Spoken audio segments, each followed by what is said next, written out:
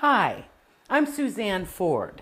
I'm a licensed investment advisor and I've been helping people to buy stocks for 30 years. Stock market investing, influential trends and promising sectors. In other words, today I'm going to give you some ideas about how to make profitable investments in the stock market.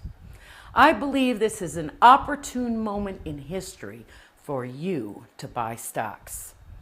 I grew up with stocks. I was fourth generation Wall Street executive.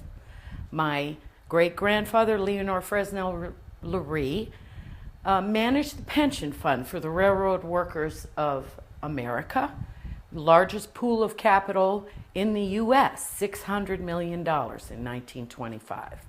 My grandfather had a brokerage firm on Wall Street, which was the first one through the clearinghouse after the crash of '29. My uncle was a partner with Kuhn Loeb, and I was fortunate to be a vice president with the great Lehman Brothers at 55 Water. I'm very grateful to the experience and the knowledge and the education that I got on Wall Street. Now, before we talk about the future, let's take a look at where we have come from. When you invest in stocks, you're looking at the long run. We're looking at the long cycle. We're looking at where we've come from and where we are going. So let's look at this chart for the last 5 years and see where we have come from. If you invested in 2008, you would have made a lot of money. As you can see, the line has gone up quite a bit. How much money would you have made exactly? You would have made it 86% on your money. If you had invested $100,000, you would have $186,000 today. So you might say the party's over. But remember, investing is long term. So let's look at another chart, a longer term chart. This chart comes from 1985. Now, I started in 1984 and the market was 800. Today, it's over 16,000. This chart reflects from 1284, when it started in 1985, up to 16,000. But if you look at the last 13 years from 2000, you can see that the market's been relatively flat. And if you look from 2008, you can see it's basically a retracement. Now, this line is a line of what the market has done.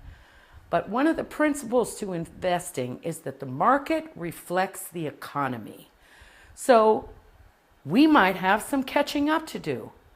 Let's look at the economy since in the same time period and see what gross domestic product has done over the last, let's say, 10 years. Oh my gosh, the line is up. It was down from 8 to 10, 2008 to 10, but for the rest of the period, the line is up. I thought we were having a terrible economic crisis. It's been a huge increase in gross domestic product. You can see it's moved from about 12,000 to 12 trillion in gross domestic product up until almost $17 trillion. That's 41%. Let me ask you, are you 41% wealthier? Where did the money go?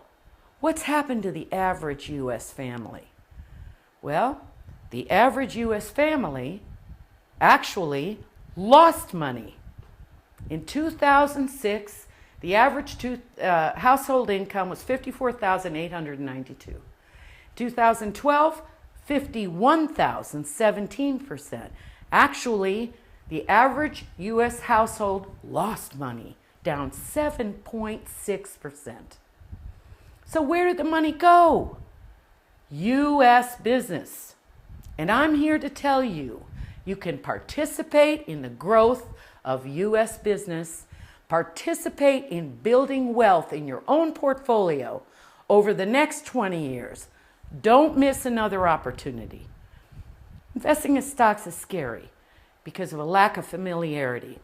We don't get taught it in school. Professionals will tell you to leave it to the professionals, and it's very hard to tell good information from bad. But I'm asking you to be brave, to venture in this experience with me. Become a home gamer, as the great Jim Cramer would say. Build a stock portfolio and build your wealth for the future. 86%, just the beginning. Let's look at the trends to see where we're going, what avenues we're going, and to see if there is a clear path ahead. We look at trends for new ideas for the future, to see where the money's going to go, to see where we should invest. Now, first we need to look at the biggest picture, the big picture. Is the market healthy? What factors make the market move ahead? What factors stop the market? Well, the most important factor in the market is inflation. Inflation is a deadly market killer. It disrupts trade. It lowers the value of our dollar. Good news! There is no inflation threat right now. The Federal Reserve says we are trending below target. Inflation is too much money chasing too few goods. Obviously, we don't have too much money, and we have an abundance of goods out there. So that's good news, because if inflation starts to rear its ugly head, what we need to do is get out of the market. No inflation, get in the market. Lots of inflation, get out of the market. Very important. But what else will propel the market? What else will propel business in the future? Well, one of the most important trends, one of the most important developments in history has occurred, and a lot of people are unaware of it. I remember when I started in the market, people were saying, wouldn't it be wonderful to be energy independent someday so we don't have all of the foreign entanglements that we've had because of our dependence on oil? We have an energy boom now here in the U.S. Fracking has a new invention, enabled us to open our reserves, and we are actually becoming energy independent. In fact, most analysts say we're going to be energy independent by the end of the decade. We're also becoming exporters. What does that mean? That means a lot of new jobs. Do you know somebody who wants to work hard?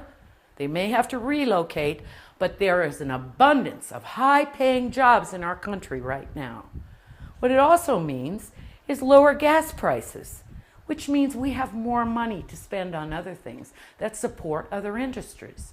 It also means all of the supporting industries for this big money boom in oil are also making money. Now, what of natural gas? Natural gas is a fuel we've always wanted to use because it's cleaner and cheaper than oil. But the problem is it leaks and seeps. It's gas. A new innovation, the liquefaction of natural gas, has enabled it to be used for the first time in history. Now, this technology is going to roll out over the next 10 years.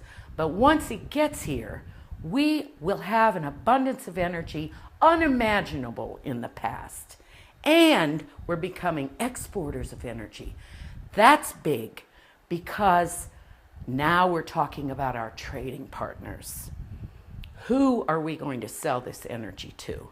Which leads me to the next major trend in the market today.